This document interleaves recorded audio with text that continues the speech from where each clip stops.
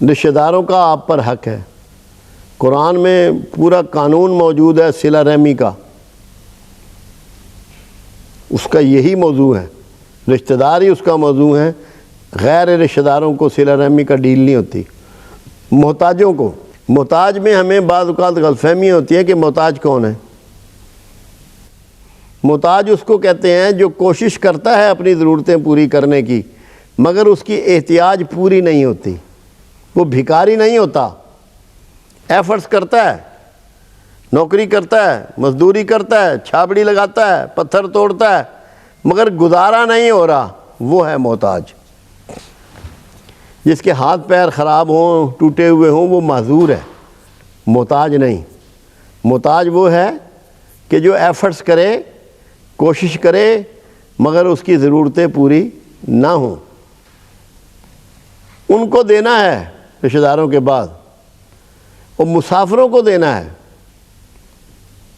ان کا حق ہے کہ ان مسافروں کو، اب اس میں وہ مسافر بھی ہیں جو دین کے راستے میں نکلے ہوئے ہیں، وہ مسافر بھی ہیں جن کا لمبا سفر ہے، جو صعوبتوں میں ہوں، کیونکہ کتنے ہی امیر آدمی ہو اگر جب سفر میں ہوتا ہے اس کے وہ حالات نہیں ہوتے جو وہ اپنے گھر پہ ہوتا ہے۔ اسی لیے اللہ نے قصر نماز دی، آسانی عطا فرمائی عبادت میں بھی۔ اور جب آپ فضول خرچی کریں گے، آپ کو فضول خرچی کی عادت پڑ جائے گی، تو لوگوں کی خدمت کب کریں گے؟ آپ تو سارا مال ویسے ہی اللہ تلّہ میں اڑا دیں گے۔ تو فضول خرچی سے ساتھ ہی روک دیا گیا کہ یہ شیطان کے بھائی ہیں فضول خرچی کرنے والے۔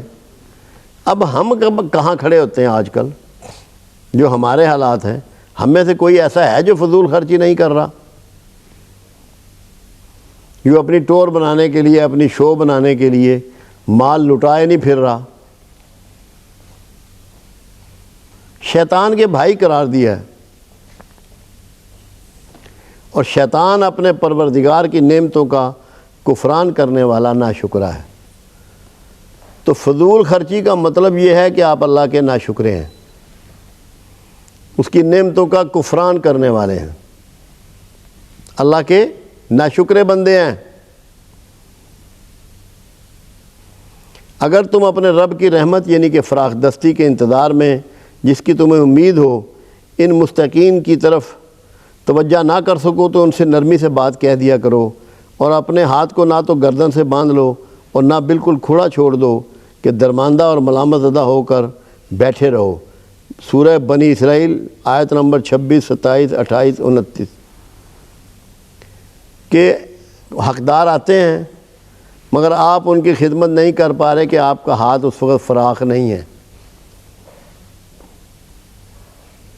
تو ان سے نرمی سے بات کر دیا کرو، ریکویسٹ کر دیا کرو، معذرت کر لیا کرو کہ میرے حالات اس وقت اس قابل نہیں ہیں، جیسے ہی میرے اللہ نے مجھے موقع دیا، میرا ہاتھ کشادہ ہوا، میں آپ کی سیوا کروں گا، میں آپ کی خدمت میں کچھ نہ کچھ پیش کروں گا۔ جھڑکنا نہیں ہے اس کو، خفقی نہیں کرنی اس سے، غصے نہیں ہونا اس پر۔ اور کیا حسین بات قرآن نے کہی ہے کہ اپنے ہاتھ کو گردن سے نہ باندھ لو۔ گردن سے باندھنے سے مراد یہ ہوتی ہے کہ آپ کسی کو کچھ دیں ہی نہیں، کوئی ڈونیشن مت کریں، کوئی خیرات مت کریں، کوئی سخاوت نہ کریں، یہ ہے گردن سے باندھنا۔ اور ایک ہے بالکل کھلا چھوڑ دینا کہ آپ کو یہی نہ پتہ ہو کہ کل کو بچوں کے لیے کھانا بھی آئے گا کہ نہیں آئے گا، کہاں سے آئے گا، کہ درماندہ ہو کر بیٹھ رہو۔ بیلنس رویہ اختیار کرو، کیونکہ قرآن نے ایک جگہ کہا مانگنے والے کو بھی دو، نہ مانگنے والے کو بھی دو، ظاہرہ بھی دو، چھپا کر بھی دو۔ جو مانگ رہا ہے اس کو ظاہرہ دو کیونکہ اس کو اپنی عزت نفس کا احساس ہی نہیں ہے، اور جو نہیں مانگ رہا اس کو چھپا کے دو تاکہ اس کی عزت نفس مجروح نہ ہو۔ اور جب کوئی چیز ماپ کر دینے لگو تو پیمانہ پورا بھرا کرو، اور جب تول کر دو تو ترازو سیدھی رکھا کرو۔ یہ بہت اچھی بات ہے اور انجام کے لحاظ سے بھی بہتر ہے۔ اب آپ کو کیا ہدایت کی جا رہی ہے کہ پیمانہ جو ہے وہ پورا رکھو، گڑبڑ مت کرو۔ اگر 1 لیٹر دودھ ہے تو وہ پورا لیٹر ہی ہونا چاہیے، سرسائی کم نہیں ہونا چاہیے. اگر دال آپ 1 کلو دے رہے ہیں تو وہ 1 کلو ہی نکلنی چاہیے گھر جا کے بھی. یا گوشت تول رہے ہیں, یا سبزی تول رہے ہیں, یا پھل تول رہے ہیں, چاول تول رہے ہیں, چینی تول رہے ہیں, جہاں پہ بھی ترازو کا استعمال ہے. یہ اچھی بات نہیں ہے, انجام کے لحاظ سے اچھی ہے کہ اگر آپ پورا تولیں, پورا ناپیں, ورنہ انجام کے لحاظ سے بری ہے. اس کا مطلب ہے آپ کو وارننگ دے رہا ہے پروردگار کہ اگر ناپ تول میں گڑبڑ کرو گے تو تمہارا انجام خراب کر دوں گا. یہ وارننگ ہے کہ انجام کے لحاظ سے یہ بہتر نہیں ہے. اور اے بندے, جس چیز کا تجھ کو علم نہیں اس کے پیچھے نہ پڑا کر. ہم زیادہ وقت ان کھوجوں میں گزارتے ہیں, کون کیا کرتا ہے, کہاں سے کماتا ہے, کہاں سے کھاتا ہے, یہ کر کیا رہا ہے, فلاں کام کیسے ہو رہا ہے. تو ان کاموں کے پیچھے نہ پڑا کرو. اپنے معاملات پر نظر رکھو, اپنے اوپر نگاہ ڈالو, اپنی مانیٹرنگ کرو, اپنے آپ کو چیک کرو, اپنا احتساب کرو. اگر آپ کو خود احتسابی کا گر آ گیا تو آپ بڑے کیا چھوٹے گناہوں سے بھی بچ جائیں گے. ہر حال میں اللہ آپ کی حفاظت فرمائے گا. کہ کان, آنکھ اور دل, ان سے ضرور بات پرس ہوگی. کہ جب آپ کان کسی کی طرف لگاتے ہیں, آنکھ کسی کی طرف لگاتے ہیں, دل میں دوسروں کے بارے میں گمان کرتے ہیں, اللہ آپ سے ان کے بارے میں پوچھے گا کہ تو نے ان کو کہاں یوٹیلائز کیا, کہاں استعمال کیا. پھر دیکھو یہ جو ہمارے ہاں آج کل ہمارے رویے بڑے گھٹیا ہیں. اور زمین پر اکڑ کر اور تن کر مت چلو کہ تو زمین کو پھاڑ تو نہیں ڈالے گا. کہ اتنا اکڑ کے چلتا ہے کہ جیسے تو زمین کو پھاڑ دے گا.